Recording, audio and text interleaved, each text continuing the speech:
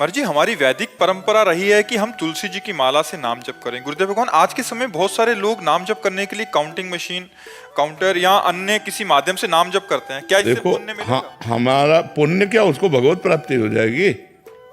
हमारा मतलब है भगवान का नाम स्मरण होना। किसका? भगवान। तो अब वो काउंटर चल रहा है, राम राम राम राम राम राम राम, तो काउंटर से भगवत प्राप्ति नहीं होगी, नाम से होगी। माला से भगवत प्राप्ति थोड़ी होती है। माला फेरत जुग गया, फिरा न मन का फेर, कर का मन का डार दे, मन का फेर। यदि हम राम राम जप रहे, कृष्ण कृष्ण जप रहे, तो काउंटर एक निमित्त बना। भगवान सच्चिदानंद का सच्चिदानंद नाम स्मरण होने से निश्चित भगवत प्राप्ति हो। खूब जपो, खूब जपो, जैसे बने वैसे जपो, बस जपो, भगवान का स्मरण करो, यही तुम्हें बचाएगा। नहीं, घोर कलिकाल का ऐसा प्रभाव है कि सब पतन के मार्ग में जा रहे हैं। शराब पीना, मांस खाना, बेविचार करना, नशा करना, बस यही दिमागों में छाया हुआ है। सत्य मार्ग पर चलने के लिए एकमात्र गरज रहा है भगवान का नाम। कलयुग केवल नाम आधार। अगर नाम चल रहा है बचा लेगा तुम्हें, पकड़ लो। नाम नहीं चल रहा तो बच नहीं पाओगे। सारे सिद्धांतों को मिटिया मेट करने की सामर्थ्य कलयुग में है, वो मिटा देगा, पक्का मिटा देगा। उसकी ऐसी बातें हैं कि वो तुमसे पाप भी करवाएगा और आपको ये भी साबित कर देगा कि आप धर्मात्मा हो, चिंता मत करो। कलयुग बहुत गिराने वाला है। और नाम जब करोगे तो थोड़ी भी गलती तुम बर्दाश्त नहीं करोगे, तुम्हारा हृदय जलने लगेगा और भगवान से रो के कहोगे, भगवान ये गलती दूर कर दो, मेरे अंदर है। नाम नाम, कलयुग में केवल नाम। अगर नाम में विश्वास हो जाए तो सब बात बन जाए। सबसे कठिन है नाम में विश्वास होना। राम राम कहने को तो बहुत छोटा शब्द, लेकिन ये भगवान को भी अधीन कर लेता है। सुमिर पवन सुत पावन नामू, अपने बस करी राखे रामू। कहाँ कहाँ लगी नाम बड़ाई, राम न सकत नाम गुन गाई। स्वयं भगवान राम नाम की महिमा में असमर्थ पाए गए पूर्ण रूप से वर्णन करने में।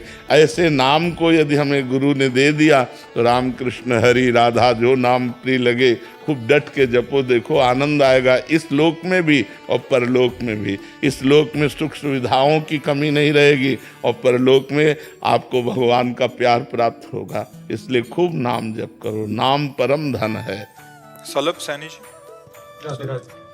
विजय दीक्षित जी पन्ना से। महाराज जी, आप दोनों का एक जैसा ही प्रश्न था कि महाराज जी, पढ़ा है और सुना है कि प्रभु सरल हृदय वाले व्यक्ति को शीघ्र प्रसन्न होते हैं। महाराज जी, सरलता कैसे आए? महाराज जी कह रहे हैं सादगी, भोलापन महाराज जी आ ही नहीं रहा है। भजन से आता है।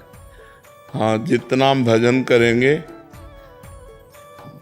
हमें लगता है कि हम बहुत तार्किक प्रवृत्ति के स्वभाव वाले थे, बहुत प्रवीण। और इतने प्रवीण की माया नहीं फंसा पाई तो मनुष्य फंसा ले, ऐसी बात क्या। बचपन से बाबा जी रहे, ज्ञानी मार्ग में रहे, बहुत तार्किक। हमारी श्रद्धा ऐसी नहीं थी कि आप कुछ बोलो हम श्रद्धा कर लें। जब तक हमारी कसौटी में नहीं कसोगे तब तक चाहे जितने बड़े ऊंचे सिंहासन पर बैठे हो, हमारी श्रद्धा नहीं होगी। ऐसे तार्किक। जब इस मार्ग में आए, भक्ति मार्ग में, सब खो गया। तर्क खो गया, बुद्धिमत्ता खो गई। अब तो जरा सी बात में बुद्धि लड़खड़ा के गिर जाती है और जो बोलो आप वही सही लगता है। ऐसे हम नहीं थे। हमारा आज का 20-25 वर्ष पहले का स्वरूप अगर देखोगे तो कांप जाओगे। मतलब एक कठोर संयम वाले, कठोर नियम वाले, बहुत ही कठोर साधना वाले। आज सब बदल गया। ये उपासना और नाम जप से होता है। जैसी उपासना होती वैसे ही हृदय होता चला जाता है। भगवान को सरल स्वभाव न मन कुटिलाई, ये बहुत प्रिय लगता है। निर्मल जन मन सो मोहि पावा, मोहि कपट छल छिद्र न भावा। तो तभी होता है जब डट के भजन होता है। हम जैसे जैसे भजन करते हैं वैसा वैसा हमारा स्वभाव बदलता चला जाता है। इतना बदल जाता है कि लोग उसको देख के कहने लगते हैं तो भगवान है। भगवान का चिंतन करते करते वो भगवत स्वरूप हो जाता है। उसका स्वभाव दया में, करुणा में एकदम सरल सहज हो जाता है। ये भजन से होता है। अगर हम खूब भजन करें तो हमारा स्वभाव बदल जाएगा। स्वभाव बिगड़ जाए तो कहते हैं तो राक्षस है, स्वभाव बन जाए तो बोले देवता है। और स्वभाव भगवत भाव हो जाए तो लोग उसे कहने लगते हैं तो भगवान है साक्षात। ऐसा नहीं कहने ये तो हमारे भगवान है, क्योंकि भगवान का चिंतन करते करते उसका स्वभाव भगवत में हो गया।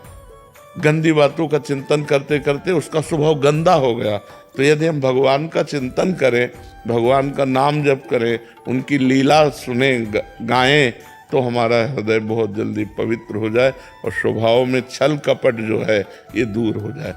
जो हृदय में वही वाणी में वही आचरण में, इससे सहज स्वभाव कहते हैं। जो हृदय में है वही वाणी में बोल रहा है, वही आचरण में हो रहा है। अगर आचरण कुछ और, हृदय में कुछ और, वाणी में कुछ और, उसे कपटी पुरुष कहते हैं, उसी को छल कहते हैं। और भगवान को अच्छा नहीं लगता। मोहि कपट छल छिद्र न भावा। तो हमें जैसा स्वभाव बनाना है तो वैसा चिंतन करना होगा। सरल स्वभाव बनाना है तो हमारे भगवान बहुत सरल हैं। भगवान का चिंतन, भगवान का नाम जप, भगवान की लीला कथा श्रवण और कथन, इसी से हो जाएगा। जी, इसमें उम्र और समय का भी समझौता आता है इसके साथ? नहीं, कोई नहीं आता।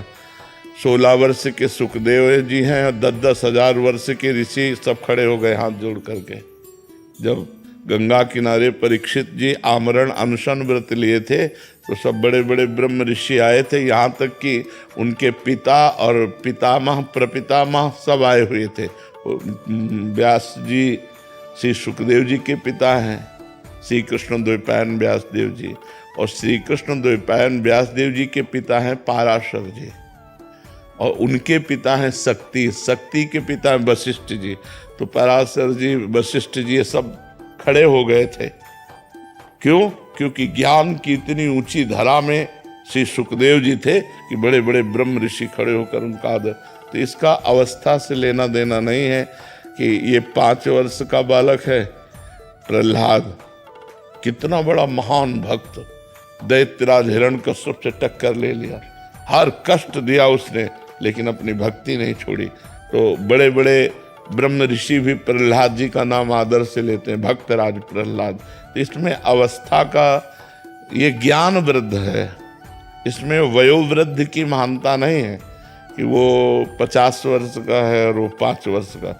हो सकता है 50 वर्ष वाला 5 वर्ष वाले की स्थिति को अभी छू भी नहीं पाया है, ऐसा होता है।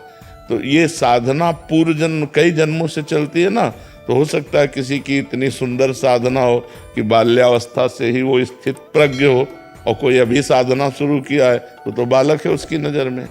जैसे कोई 80 वर्ष का है, अब उसकी साधना अभी शुरू हुई है कि अभी तो काखा गागा नहीं आता परमार्थ का, और वो परमार्थ का शिक्षक हो चुका है, परमार्थ को 50 चुका है, अनुभव कर चुका है। तो इसमें अवस्था का नहीं होता, इसमें ज्ञान वृद्ध माना जाता है।